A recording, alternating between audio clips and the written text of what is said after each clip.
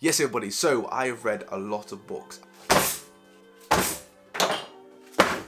and most of them I can't even remember until I had enough and I decided I need to read a book about how to read a book. What the hell are you talking about?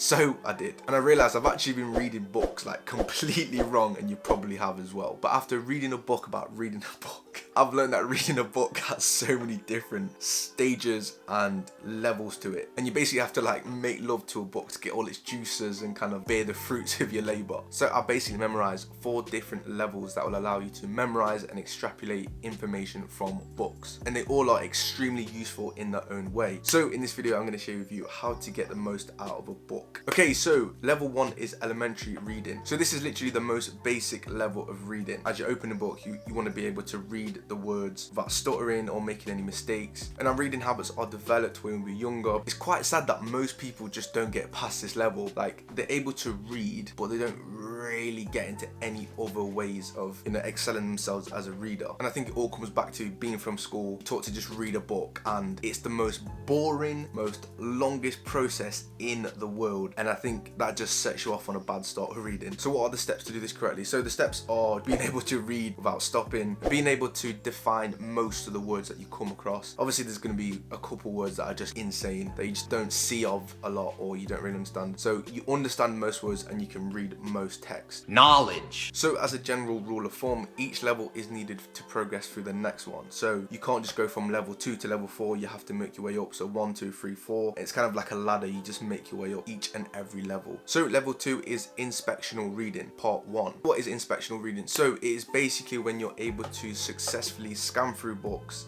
and without any problems, searching for specific pieces of information. This is more, you know, focus based than the first level, because the general aim for this is to really find out whether the book is worth reading or not. It shouldn't really take you long. It should take between 15 to an hour max. If you're going through like these mad hench books that are like thousands of pages, you know, that might take you an hour to skim through. But as a general rule, it should take around 15-20 minutes to skim through a book to see whether it's worth reading or not. So what are the steps to do this correctly? So number 1 is to look at the title and the blurb. Now the reason why you want to do this is because you want to identify if the book actually tells you anything. Is it worth reading? Is it not? Can you tell by the title? Does the blurb catch your eye? Is there anything interesting in the blurb? Does it entice you? Does it make you curious? Number 2 is study the content. So you want to get a general feel of the book. You want to see what flavor it is. Is it hot? Is it cold? Is it spicy? Is it not? And yeah, you're just getting a general sense of the book. Is it a potential? Is it not? You want to have like a scale out of 10. If it's 7 and below, you probably don't want to read it. If it's like a 10 out of 10, then get the book as soon as you can. So it's the same idea as looking at a map before going on a trip. You know, you want to make sure that this book will take you to your destination, your goal, and just make sure it's not a waste of time. So number 3 is to dip and dive into the book. So this entails you to read the last paragraphs at the end of the chapters. And I think this is a really good way of seeing if a book delivers a lot of value, because generally at the end of a chapter, there's a paragraph that kind of like summarizes the whole chapter anyway. So I think this is a little bit of a cheat code, a little bit of an Easter egg or whatever you want to call it. And I think this is a really good way to figure out if this book delivers value or not. It's a very active stage of the process. You want to make sure that your energy and your focus is 100% in the book and not just wavered and just passively having a chat, having a gossip, this, that and the other. You know, you don't want to have any audiobooks on or whatever. You just want to be very, very actively skimming and scamming to see if this book is a good way to use your time. So the next level is actually inspectional reading part 2, which is superficial reading. So what is it? So it's basically when you read through the book but you understand the points and the concepts later. And the reason why we would want to do this, because if we try and understand whilst reading, it slows us down, man. It slows us down, it stores our progress. So it's kind of like you want to look at the scenery first, and then after you want to analyze the landscape, if that makes sense. Don't know if that makes sense. In my head it makes sense. So what are the steps to do this correctly? So the first and only thing you really want to do is read the chapters and the things that interest you you've identified from the skimming. So you don't want to read cover to cover. Definitely don't want to do that. The reason why we don't want to do cover to cover is because it's boring, it's dull, it kills curiosity, and I think just to keep the flow going, you're just reading things that interest you. I mean, I can think of an example in school. So we was going through English literature and we had to read Of Mice and Men. Now, if you're around 23 to 24, you probably have to do the same. So we had to read Of Mice and Men in school, and basically they told us to just read it cover to cover and just read everything and go through the book, when I forgot most things in that book. Like, I would read chapters 1, 2 and 3, I'd be on to 4 and I'd forget chapters 1 and 2, and I'd be like, I don't know what happened at the start. It's because we need to briefly read through first and then we can understand after, because it helps us so much more, because you're not trying to do two things at once. You're not trying to read and understand. You're just reading once and then you're doing the second time you read it, you're understanding it. So reading cover to cover is literally doing two things at once, and it's pretty hard, obviously depending on what type of book it is. If you're reading more practical book, then it's more just steps to take to your life to make it better, but this step's kind of for, you know, really understanding concepts and ideas. So level 3 is analytical reading. So analytical reading is all about rereading the book, you know, creating questions and then searching for the answers. So this is a stage where you fully understand and you fully digest all of the concepts and the ideas from the book. So this type of level is definitely the most advanced of understanding a book and extracting all the fruits from the book, but it is quite different to the next level, which I will clear up. So this step is all about asking questions and finding them in the book. So what questions do we ask? So you want to ask questions like,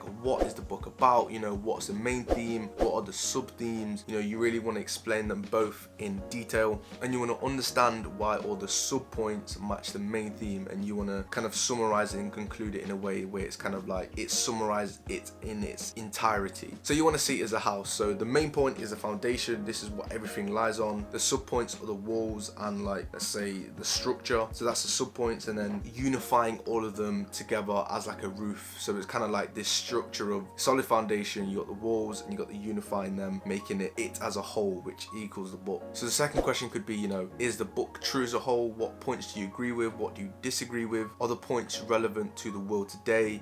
You know, is it outdated? Is it in the future? Is it in the past? Is it in the present? Like, these are the things that you want to ask. So number 3 could be, what problem is the author trying to solve?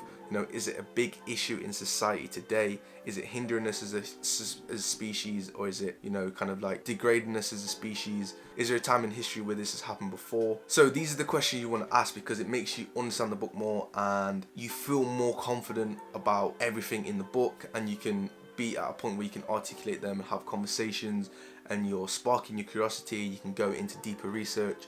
You know, these are the things that makes you excited about reading books. Okay, so moving on to level 4, which is synoptical reading, which is literally like God mode. So synoptical reading is basically when you're doing extensive research on a topic, but you're reading different books as reference points. So like you're reading multiple books to break down a topic. So this is how it's different to analytical. So for analytical, it's you're reading that specific book and you're analyzing that book, whereas synoptical reading is you're reading books, but it's for this general topic. Like, for example, you know, if I wanted to learn how Stoics dealt with problems or issues, I would read Obstacle is the Way, Stillness is the Key, and Ego is the Enemy, and I would extract all these points and these sub-points, and I would extrapolate it into this document or conclusion of how Stoics dealt with issues. But I would interpret ego, I would interpret how they viewed being still in life, and how they would view obstacles. So it's like all of these books that go towards this one topic, and then kind of just making a conclusion, making